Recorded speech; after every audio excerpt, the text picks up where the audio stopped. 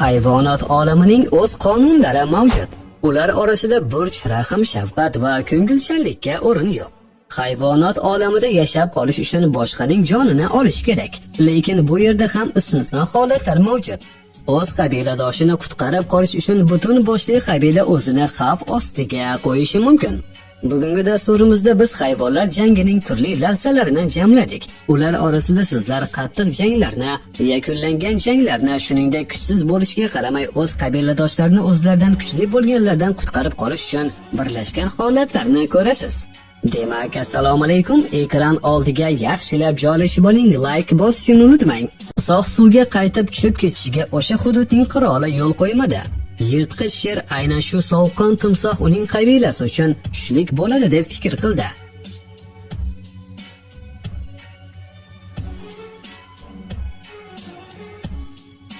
Birgalikda biz kuchimiz deb bejiz aytilmagan. Aslida o'lja bo'lish kerak bo'lganlar birlashsa nima sodir bo'lishini o'zingiz bir kuzating.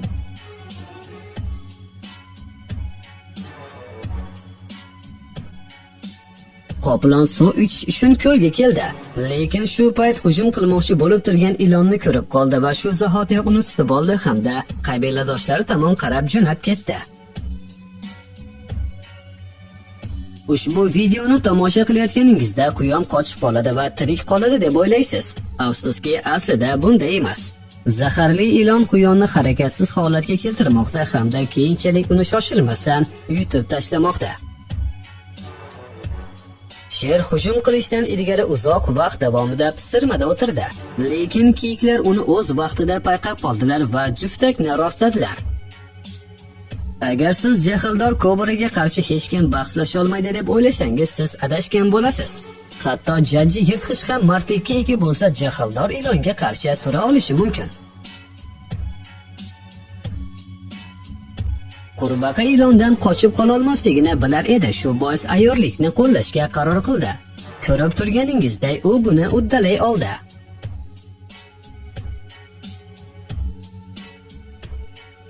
Kenguru yetarli darajada janjalkash jonzot. Ularning jangini safari yoki ov vaqtida uchratishi mumkin. Lekin mahalliy aholining turar joyida chorahada uchratish juda bir mushkul holat.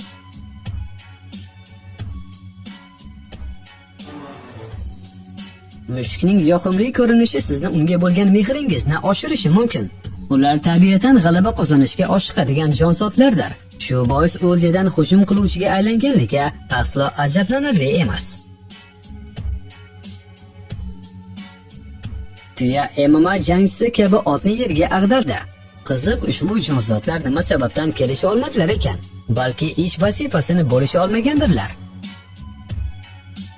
Hech qanday qo'riqlash tizimi qo'riqchi itning o'rnini bosa olmaydi. Vafodor it biron bir o'rinni emas, hatto echkemarni ham sizning uyingizga qo'ymaydi.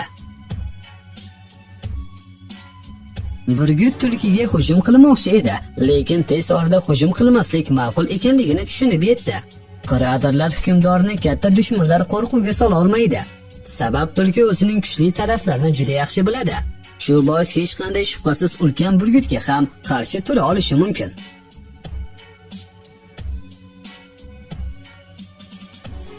Sherik bo'lib hujum qilish albatta bu jang yuzasidan g'irromlik sanaladi. Lekin yovvoyi tabiatning o'z qonun qoidalari mavjud. U yerda sharafdan ko'ra omon qolish muhimroq. Sigir va eshka o'zlarining hovlisida bir sabab kelisha olmadilar va muammoni kuch bilan hal qilishga kirishdilar.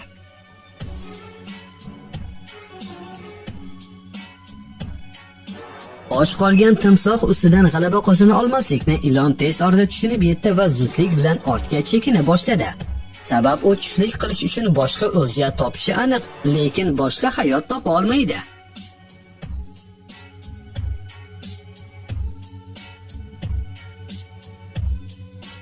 Urg'och sher bor kuchi bilan zebrani quvlab yetmoqchi, lekin bu vaziyat nafaqat samarasiz, balki urg'och sher hayoti uchun ham xavfli bo'lib chiqdi. Katta tezlikda bo'lgan zebra urg'och sherga kutilmaganda juda ham kuchli zarbani yetkazdi va sher bir necha metr ortga borib tushdi. Arslon kutilmaganda hujum qilganda qunduzlar quyoshda maroqli dam olib yotgan edilar. Hujumdan so'ng bari har qayoqqa tarqab ketdi. Qachonki ulardan biri maxluqning panjasiga tushib qolganligini tushunib yetganlardan so'ng darhol yordamga shoshildilar.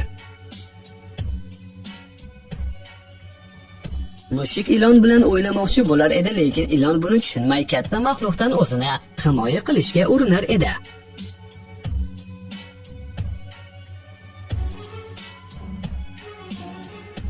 Tulki o'lja qidirib yon atrofni kuzatib borar edi. Kutilmaganda pistirmadan arslon chiqib qoldi. Lekin tulki uning panjasidan qutulib qochib qoldi.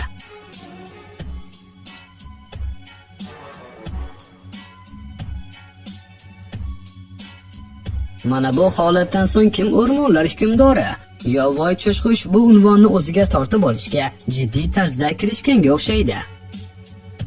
Dala bo'ylab yugurib ketayotgan tulkini burgut tutib oldi va shu zahotiyoq o'z ini tomon qarab uchib keta boshladi. Mehribonlikka o'rin yo'q hamda tirik qolish uchun doimo kimnidir hayotiga qasd qilish kerak bo'lgan hayvonot olamida yashayotgan dengiz mushuklari yoqimli va mehribon bo'lishdan zerikkan ko'rinadi. Mana bu yosh begemot o'zidan kattalarga quloq solishi kerak edi. Shunda mana bunday azob chekmagan bo'lar edi. Burgutlar nafaqat dalada o'tirib ketayotgan tulkini, balki suv ustida suzib ketayotgan baliqlarni ham tutib olishi mumkin.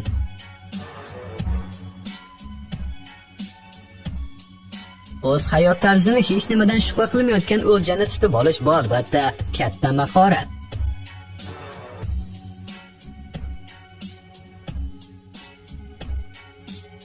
G'ayritabiiy to'qnashuv bir tarafdan o'tkir shohga ega bo'lgan karkidon, ikkinchi tarafdan baquvvat begemot.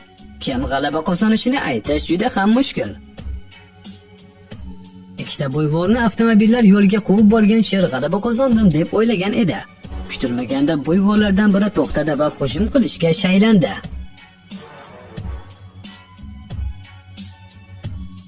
Qoplon juda ham aqlli va xavfli yirtqichlardan biri. Hujum qilish uchun unga noodatiy bo'lgan suv ham tajribali qoplon uchun hech nima emas.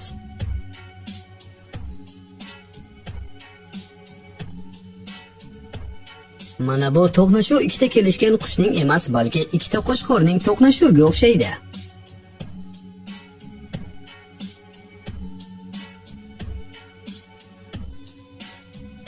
Agar juda ham suv ichkingiz kelsa-da, lekin hamma uning atrofida to'planish uchun suv havzasi kichik bo'lsa, o'z chanqog'ingizni qondirish uchun suv ichayotganlarni quvib solish kerak. Mana bunday jahldor tuyani men hech uchratmagan edim. Bechora eshak tuyani uyg'otib yuborganligidan 100 karra pushaymon bo'ldi.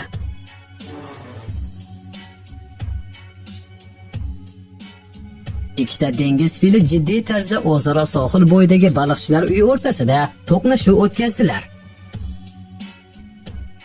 Buyvonlarning fikriga ko'ra tabiat ularga shohni faqat suzish uchun tuhfa qilgan.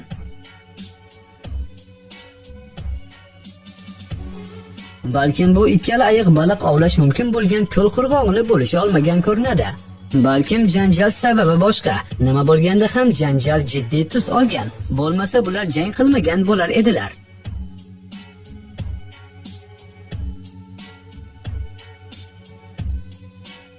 Hozir sizlar hukmdorlikni egallash uchun tez-tez sodir bo'lib turadigan to'qnashuvni kuzatyapsizlar. Eski hukmdor yosh hukmdor bo'lmoqchi bo'lganga o'zining kuchini isbot qilmoqda. Ushbu jangda faqatgina ulardan biri tirik chiqadi va faqat u qabilaga bosh bo'ladi. Yoldor bo'rilar juda ham shafqatsiz jonzot. Ularning oldida biron bir hayvonning jajji bolasi o'tirgan bo'lsa ham ularning ko'ziga shirin taom bo'lib ko'rinadi.